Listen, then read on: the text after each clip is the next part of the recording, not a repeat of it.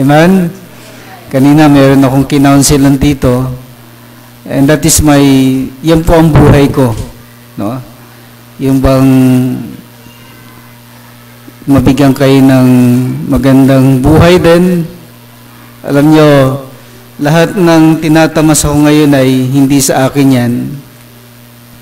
Nung Friday nga, nag-uusap kami ni Pastor Tan. Sabi ko, Pastor, pagdating ba natin sa langit, ganyan pa rin ang itsura mo? Pagdating ba natin sa langit, ganito pa rin ba ako kaliit?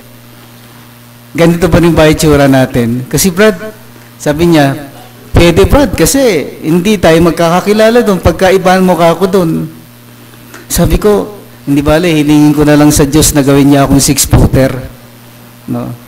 Pero alam niyo, minsan naisip natin yun kasi nasa laman pa tayo eh. But sabi ng Panginoon, we shall all be changed in a moment, in a twinkling of an eye. No? Kaya, sa tingin mo kaya, Pastor, ano kaya ang magiging natin dito? Kasi yung New Jerusalem, ando na yan, yung parang new heaven and new earth. Sa tingin ko, Brad, pagdating natin doon, itutuloy lang natin kung ano yung unang ginawa ng Diyos kay Adam and Eve. Nung wala silang kasalanan. Kaya lang, ibang aspeto na. Ganitong aspeto, meron ding mga sasakyan, kaya lang, kung gusto natin mananghalian, doon tayo sa Pluto, kung saan, yung parang ganun ang nakikita niya. Na lilipad tayo kung saan, yung parang ma-enjoy natin yung technology. Kasi hindi naman accidenting yung technology, nalikayan eh. Maaring tuloy-tuloy pa rin daw, yun ang kanyang prophecy. Sabi ko, naku, maganda yun. Nakaka-excite yun kung ganun nga, no? Yung hindi nagkaroon ng kotse dito, pagdating doon, makakalipad kung saan niya gusto. No? So, yun yung kanya nakikita. Sana nga, magkatotoo yung ganun. Gusto niyo ba yung ganun? No? You can fly. Actually, we can fly. We shall be like angels. Ganun pa man, paano yung halimbawa, pagdating ng judgment seat of Christ? Ito parang nag-uusap kami. Anong magiging natin doon? Kalagayan natin. Parang ganito yan eh. Sabi niya, di ba, pagkamat tinuturo kayo, gusto ko rin makakita ng ibang aspect.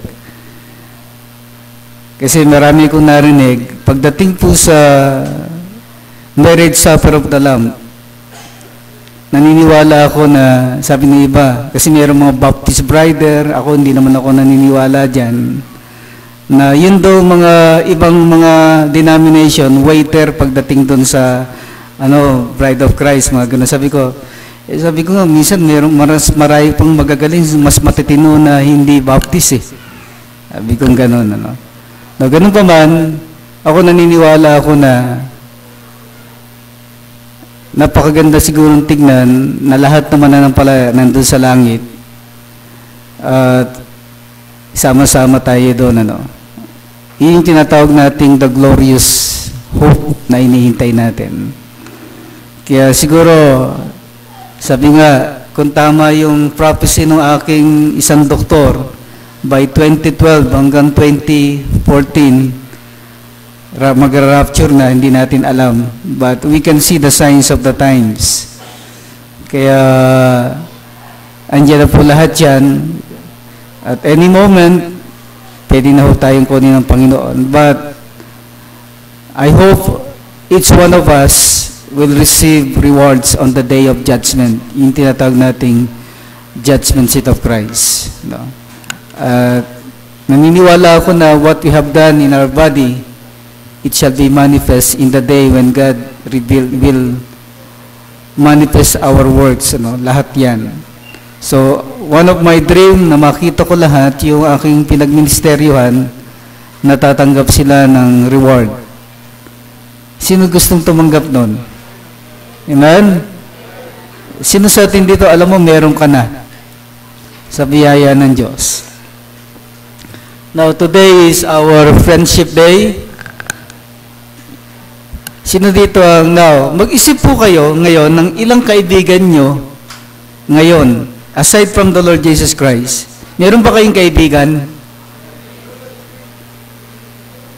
Sino may kaibigan? Mukhang wala. Sino may kaibigan? Mag-isip po kayo ng 3 kaibigan na pinaka-the best na kaibigan nyo at this moment. Mag-isip po kayo. At pag-aaralan po natin, as much as I don't know kung matatapos po natin, yung 10 katangian ng isang tunay na kaibigan.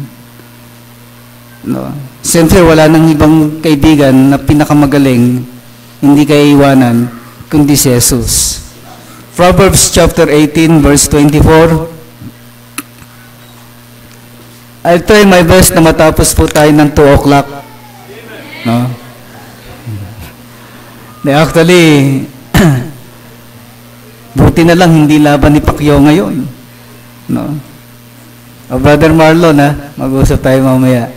Brother Jose, mamaya, at gusto ko malaman kung ano yung nangyari kay Anton.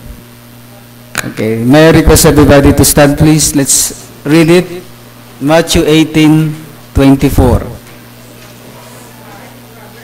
Proverbs. Ano ba sabi ko? Matthew. Ayan, okay. Ganun na talaga pag 51, sabi ni Ate Nene. Basahin ko na lang po. A man that hath friends must show himself friendly, and there is a friend that sticketh closer than a brother. Lord, salamat po sa karagdagang taon na pinagkaloob mo sa iyong lingkod at dun sa mga birthday celebrant this month. Salamat po muli sapagkat kayo po ang siyang tumawag sa amin. It is only by your grace kaya po kami nananatili at naway makita po namin yung biyayang ito sa buhay ng bawat isa at makita namin yung layunin mo kung bakit kami po ay sinilang isang araw, yung hiram na buhay namin ay muli mong kukunin at nawa hindi po masayang yung panahon na ilalagi namin dito at makita namin kung ano talaga ang purpose kung bakit kami po ay isinilang sa mundong ito sapagkat hindi namin makikita ang kagandahan ng lahat ng bagay ng aming nakikita maliban makita po namin yung biyaya na kung saan ay binigay mo sa amin 2,000 taon na nakakaraan nang minsan si Kristo ay nabayubay, napako sa krus, namatay upang tubusin po kami sa aming mga kasalanan. At makita po namin kung gaano kami naging kahalaga sa inyo at makita rin namin kung paano dapat maging mahalaga po kayo sa amin. Tulungan niyo po kami na makita po namin ang tunay na kahalagahan ng pakikipagkaibigan, Panginoon. Salamat po sa bawat kaibigan naming nakasama ngayon. Kayo pong kumilos, kayo pong malalhati. Salamat sa mga estudyante, sa mga magulang. Salamat din sa mga members na nagmamahal sa inyo, sa iyong lingkod. Pagpalain niyo pong bawat isa. Salamat pong muli. Pagpalain niyo po aming pag-aaral. Sa pangalan ni Jesus, ito po aming dalangin. Amen. Please be seated. Nakaisip na po ba kayo ng 3 kaibigan sa buhay ninyo? Now, you know, the basis of any good relationship is through biblical love. Hindi ho tayo magkakaroon ng magandang ugnayan o relasyon sa isa't isa maliban matutuhan natin at maunawaan at malaman po natin yung tinatawag nating pag-ibig na sinasabi ng Panginoon. Because there are marami pong klase ng pag-ibig. Meron tinatawag nating erotic, phileo, actually 5 yan eh. Pero yung the highest love of all is yung tinatawag nating pag-ibig ng Diyos which is called agape o agapay. So maliban po na magkaroon tayo ng ganong klase ng pag-ibig, hindi ho natin maintindihan ng bawat isa. At lahat ng klase ng pag-ibig, lilipas po yan. Mawawala. Yung pag-ibig mo sa magulang mo, lalo ni mga young people, pag napagalitan ka, nababawasan ng pag-ibig mo. Pagka yung allowance mo kulang, ano man yung pinagbawal sa'yo, minsan nababawasan yung pag-ibig mo sa magulang mo, napupunta sa kaibigan mo. Pero bandang huli, hindi mo alam na meron palang higit na nagmamahal, higit sa kaibigan mo, yung magulang mo. Yung pag-ibig mo sa magulang mo, lumilipas yan. Yung pag-ibig mo sa kaibigan mo, lumilipas yan. Yung pag-ibig mo sa asawa mo, minsan lumilipas din, lalo na pag hindi natataniman. So, biblical love is based on God's grace. And it is only by the grace of God, kaya po tayo nananatiling sa iglesyang ito, kaya kayo nandito ngayon, because of the grace of God. Grace is unmerited favor.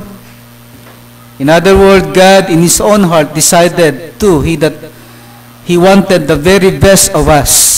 Ibig sabihin, He gave the very best. Siyempre, gusto rin niya yung best para sa Kanya.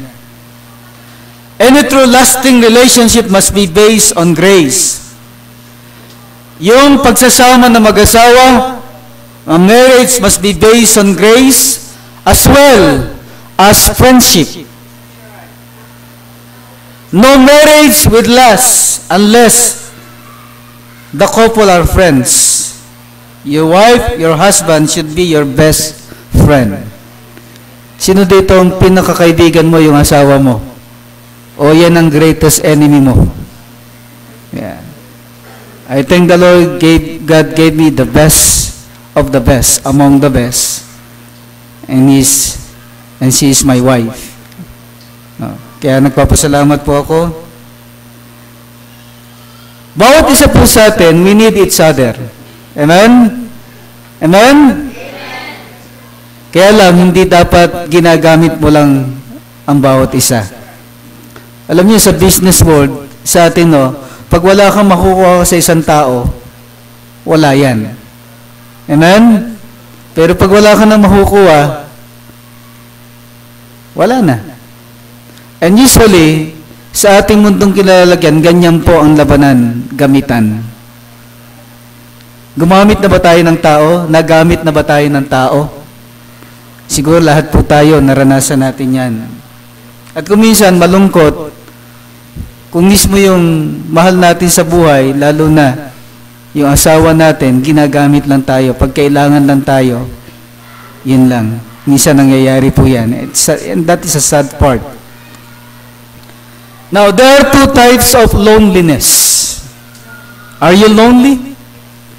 Alam niyo, habang inaaway yung mga bata rito, meron kasiyahan, meron din loneliness. Ang desire ko, sabi ko, dito sa school, na mula, dito, yung mga batang yan, halos bugbog yan sa salita ng Diyos eh. Kasi meron silang subject na Bible. Araw-araw yan, almost every day. Alay ko sinasabi sa kanila, mga anak, ako, gusto ko lang kayong makita, isang araw, masaya na ako. Kahit saang reliyong ka, ano man yung paniniwala mo, hindi natin pinag-uusapan dito yan. Ang gusto ko lang maitanim sa inyong puso't isipan at gusto ko makita kayong successful sa buhay ninyo pag gagawin yung number 1, si Kristo sa buhay ninyo. At higit sa lahat, ano man ang matututuhan nyo dito, meron kayong hindi makakalimutan, lahat makakalimutan nyo. Pero yung ituturo ko sa inyo mula sa salita ng Diyos hanggang sa kabilang buhay, malalaman mo yan at maaalala mo yan. Saan ka man pupunta, sa langit man o sa impyerno, ang mahalaga na tanimin ka ng salita ng Diyos, asa sa iyo na ang pagpili. And it is my desire na makita yung mga batang yan, na hindi man sila maging pastor, hindi man sila maging workers, makita ko na maging pagpapala ang galang buhay, makita ko na sila ay nagkaroon talaga ng tamang takot sa Diyos. Especially, siyempre, yung mga anak ko.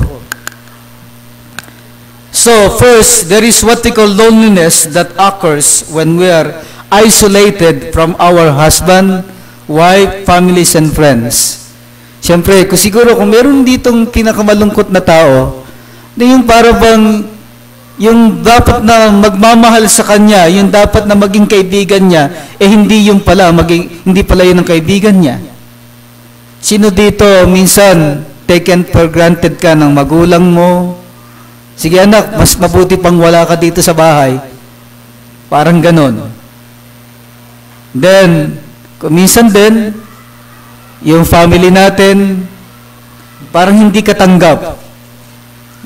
Meron ba tayong ganong karanasan?